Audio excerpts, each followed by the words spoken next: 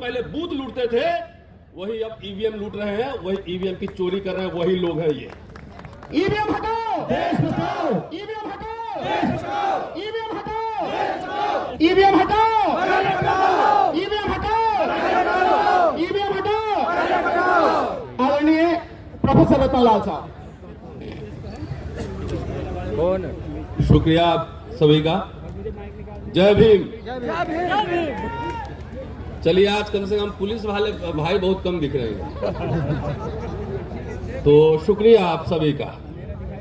कल हमने वीडियो देखा था भानु प्रताप जी का और प्राचा साहब का कि 20 कदम चले होंगे गिरफ्तार कर लीजिए। तो आज कम है, शुक्रिया इसलिए कह रहा हूं कि अगर ईवीएम की सरकार आई तो हमारे पुलिस वाले जो साथी भाई बहन हैं, अगली बार ये समझना कि अब पुलिस वीर भी आ जाएगा। एयरपोर्ट पे तो सीआईए सवादा बदल ही चुका है। किसान वीर बनाने की योजना थी, लेकिन किसानों ने लड़के अपना अधिकार वापस ले लिया। शिक्षक वीर बन ही रहे हैं। पहले पूरी तनख्वाह मिलती थी एडहॉक पढ़ाने पे, अब गेस्ट लेक्चरर है वही 50 लेक्चर मिलता है, 50-60 हजार 70 हजार रुपए मिलते हैं, पहले 1.25 लाख रुपए मिलते थे। तो नंदा जी आ गई हैं, वहां पर देख रहा हूं उनको। तो अब विश्वविद्यालयों में भी शिक्षक वीर बनाई जा रही है, थोड़ा सा हल्का और अग्निवीर तो आप देख ही रहे हैं। तो ये जो कॉन्फिडेंस सरकार का है और इस बार नारा है कि अब की बार 400 पार, तो ये कॉन्फिडेंस कहीं और से नहीं, ईवीएम के अंदर से ही आ रहा है। साथियों, मैं बहुत संविधान के दायरे में और बहुत व्यवहारिक बात आपके सामने रखने जा रहा हूं। देखिए, बाबा साहब ने जब संविधान बनाया था तो उसके पहला लाइन जो है ना, जय गणेश जी और अल्लाह अकबर नहीं रखा था, और रखा था वी द पीपल, हम भारत के लोग। और 25 नवंबर के भाषण में उन्होंने शंका जाहिर की थी कि हो सकता है इस देश में कभी न कभी तानाशाही आ जाए, इसीलिए हम भारत के लोग रखा था कि जिस दिन ऐसी हालत होगी, तुम भारत के लोग, हम रहे न रहे, सड़कों पे आना और ऐसे सरकार के खिलाफ आंदोलन करना। इसी को लोहिया साहब ने आगे बढ़ाया था कि जब सड़कें सुनसान हो जाएंगी तो संसद आवारा हो जाएगा। दोस्तों, थोड़ा सा क्रोनोलॉजी में आपको समझाना चाहता हूं, और ये समझना चाहिए कि ईवीएम की लीला क्या है। इसको मैं लीला कह रहा हूं।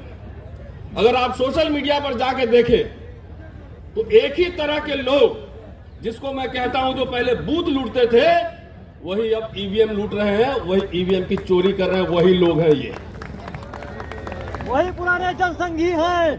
पुराने जमाने में जब मैं बचपन में था तो मैं सुनता था और देखता था कि जब गरीब, मजदूर, दलित, आदिवासी, पिछड़े वोट देने जाते थे तो वहां के बाहुबली और जमींदार लोग कहते थे कि तुम लोग घर रहो, जाओ काम करो, तुम्हारा वोट हम डाल देंगे। और लाठी और बंदूक के बल पे वोट नहीं देने दिया जाता था। जब वोट की चेतना बढ़ी, जब हमने देखा कि अपने दिहाड़ी छोड़ करके भी लोग बूथ पर जा रहे हैं, उसी समय से ईवीएम की लीला जारी है। साथियों, डॉक्टर अंबेडकर ने 25 नवंबर को कहा था कि हम आज द्वंद्व के युग में प्रवेश कर रहे हैं। राजनीतिक समानता तो होगी, एक वोट एक व्यक्ति, टाटा का भी एक वोट, अडवाणी जी का भी एक वोट, अडानी जी का भी एक वोट, और हमारा भी एक वोट, लेकिन सामाजिक और आर्थिक गैर बराबरी होगी। लेकिन आज वो एक वोट हम जो देते हैं उसकी भी डकैती हो रही है। मैं ईवीएम को कहता हूं कि दुनिया का, अगर भारत दुनिया की सबसे बड़ी लोकशाही है तो ईवीएम जो है दुनिया की सबसे बड़ी डकैती है, सबसे बड़ी डकैती है। जो संघर्ष करके डॉक्टर अंबेडकर, लोहिया, बाबू जगदेव प्रसाद, कर्पूरी ठाकुर, लालू यादव, कांशीराम, मुलायम सिंह यादव, पेरियार, ऐसे लोगों ने जब संघर्ष, आपके अंदर चेतना लाई, खास तौर से मैं दलित, पिछड़े, आदिवासियों को कह रहा हूं कि वोट हमारा, राज तुम्हारा नहीं चलेगा। और ये परिवर्तन जब होने लगा तभी से ईवीएम की लीला शुरू हुई है। ये समझिए बात, एक क्रोनोलॉजी में समझा रहा हूं कि जब हमारे लोग वोट देने के लिए जागरूक हुए तब से आपकी वोट की डकैती शुरू हो गई। साथियों, एक दो बात और मैं कहना चाहता हूं, बहुत सारे वक्ता हैं कि देखिए, कोई भी टेक्नोलॉजी आता है, मैं शिक्षक हूं, इतिहास पढ़ाता हूं, तो बेहतरी के लिए आता है। सबसे पहले ईवीएम का प्रयोग 1980 में केरला में हुआ था और उसको कोर्ट ने टर्न डाउन कर दिया था। अगर ईवीएम लाया गया तो इसलिए यह दिमाग में रहा होगा। मैं ईवीएम का समर्थन नहीं करता और ईवीएम के खिलाफ कितने आंदोलन हम लोगों ने 10 साल में किए लोग जानते हैं। इंटेंशन क्या है यह जानना जरूरी है। जैसे अभी ईडीआई कानून पिछले सरकार ने लाया था, लेकिन इस सरकार ने संशोधन करके अब आपके जेब में 10 रुपया भी है तभी ईडी वाला पकड़ लेगा, तब भी ईडी वाला पकड़ लेगा। उसी तरह का जब ईवीएम आया था, आज कांग्रेस पार्टी भी इसका विरोध कर रही है। अगर सब समय डकैती होता रहता तो 2014 में सरकार कैसे बदलती? इसका मतलब है कि मशीन के साथ हेराफेरी होती है और ये बात सारे पॉलिटिकल पार्टी के लोग अब समझ रहे हैं। जनता जाग रही है, पूरे देश भर में ईवीएम के खिलाफ आंदोलन हो रहे हैं, पूरे देश में। मैं सिर्फ 2 प्रस्ताव रखना चाह रहा हूं कि ईवीएम जो है वो हटेगा संसद से। जब तक पीपल्स रिप्रेजेंटेशन एक्ट में बदलाव नहीं होगा तब तक ये मामला बनने वाला नहीं। तो इसलिए हम चाहते हैं कि जब ईवीएम से अगर चुनाव भी हो, भानु प्रताप जी, 100% ईवीएम की काउंटिंग, वीवीपैट की काउंटिंग हो। अगर मैं वोट दे रहा हूं, हाथ में हमारी पर्ची आए और हम देख करके मैंने किसको वोट दिया था, वो जो है हम बैलेट बॉक्स में डालें और उसकी गिनती हो, मशीन की गिनती नहीं हो। यह सबसे महत्वपूर्ण बात है। दूसरी बात, आज जो यहां कोऑर्डिनेशन कमेटी बनेगी, उनसे हम आग्रह करते हैं, और साथियों, एक सांस में जो है ना, सबको पार्टी नहीं बनाया जाता है। एक साथ में इंडिया भी वही है और एनडीए भी वही है, ये कहना ठीक नहीं है।